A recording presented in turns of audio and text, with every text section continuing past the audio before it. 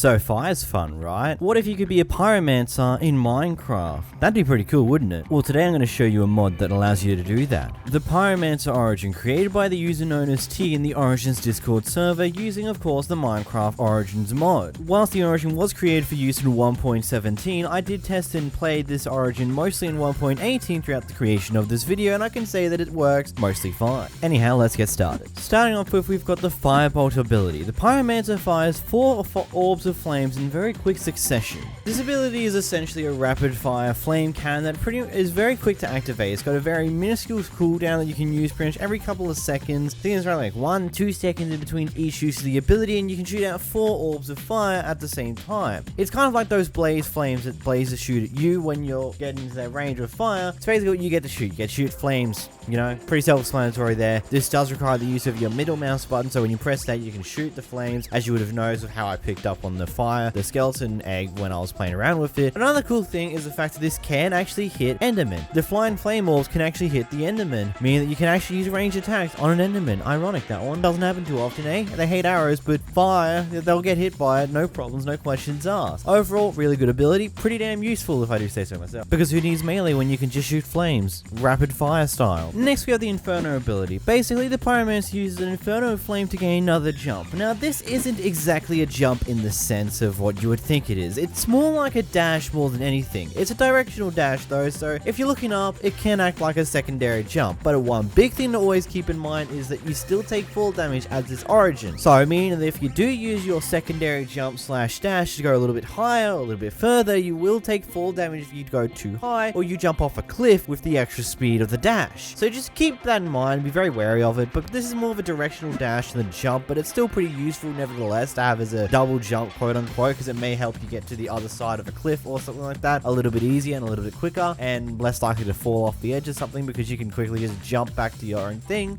where you were beforehand. Anyhow, giving you all these beautiful buffs, it's really cool and everything along those lines, but we kind of got to do something to balance that out, and that's where this first disadvantage comes in, known as frail. Your lack of cardio has left you with a weaker constitution than average. Mainly speaking, this only decreases your hearts down to 8 overall, which I've already made my grievances about the heart decreasing in the past. It's just a very common thing with these type of Origins. But the other thing that comes down with it is you also have your melee damage half, meaning that with melee capabilities you are far worse than what most other average players are. This of course is leading you to use your fire abilities more often because they're actually going to do normal damage whilst your melee has been decreased. Back to your abilities, your secondary ability is a Scorching Ray. You expel a highly heated ray of energy out from you. Now the tooltips in the actual Discord message from this user is that it's a very short range ability, and it's a very strong but short range. From testing, it does have about like a 10-ish block to 15 block range you can use to shoot. There'll be a certain point where it just won't reach it, but the biggest caveat to this is it will not go through any blocks whatsoever. Even transparent things such as leaves, it will completely get force stopped at that.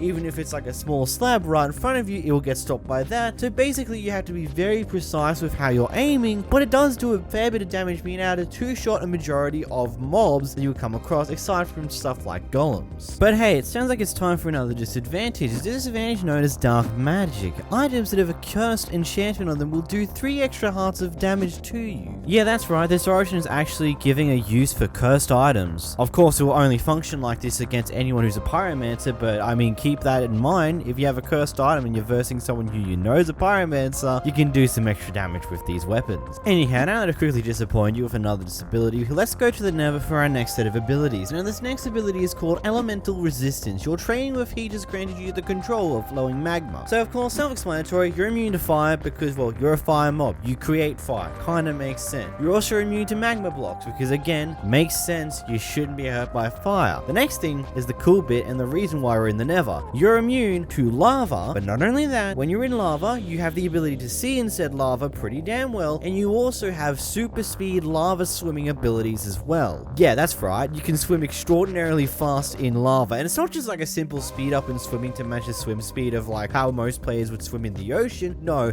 it's actually a super speed S-type swimming that is going to be quicker to swim through the Nether in the lava than it is going to be travel by land. Just by default, just swimming is going to be 10 times faster because it's just so damn fast. Okay, so moving away from like abilities that actually affect your gameplay and things along those lines, let's talk about a bit of a visible cosmetic that gets added towards your character. It's called called the Aura. You spend so long around flame that you emit fire yourself. Again, as it says in the ability tab, it's just a cosmetic. Basically, you just have flame particles coming off of you, kind of similar to how lasers have those like little fire particles coming off of them when they're floating around doing absolutely nothing. It's a nice little cool effect to add on to you, and that's about it to it. Moving back into the abilities, we've got the Fireball ability. This is your primary ability key to your primary ability key button. The Pyromancer unleashes a powerful ball of explosive energy. This is basically the Ghast Fireball.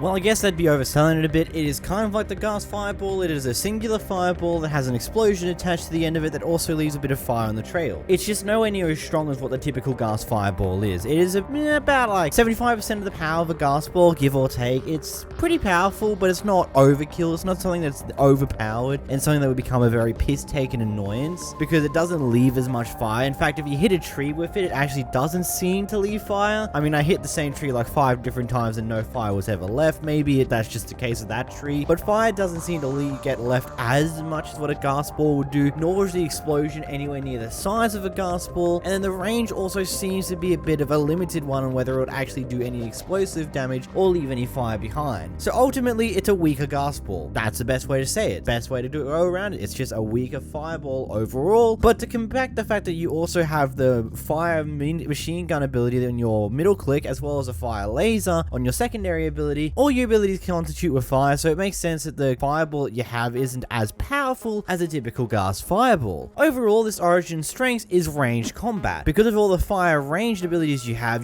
the best strength when you're at a distance to your enemy. And ultimately, with the use of your dash ability or your double jump ability, whichever way you want to call it, you also have an easy way to get out of fights that you might get stuck into in close range. Of course, your weakness is that you can't do as much damage, nor can you take as much damage, and cursed items will hurt you a lot more than normal. This does also include things like bows and stuff like that. Any form of cursed item used against you will lead you to take a bit more damage than average, and considering you have less hearts than average, you really don't want to be taking those hits. So best way to approach with this Origin in any given circumstance is to take a distance of a fight. Do a fight at a fair bit of a distance and take advantage of your range abilities and try and avoid getting hit. You get close into battle, use your double jump / dash ability to get the hell out of that battle and get back to a range quarters where you're not so close to them and won't be taking melee damage, so you won't have to worry about doing melee yourself because you're pretty weak in that regard. And ultimately, the super speed that you have in Lava makes the Nether be the best place that you want to be most of the time, especially in any form of battle. One thing that I would probably add to this ability or change to this Origin is maybe some form of weakness to water, because what the tooltips here say, there is nothing for water at all. You still can treat water like it's normal.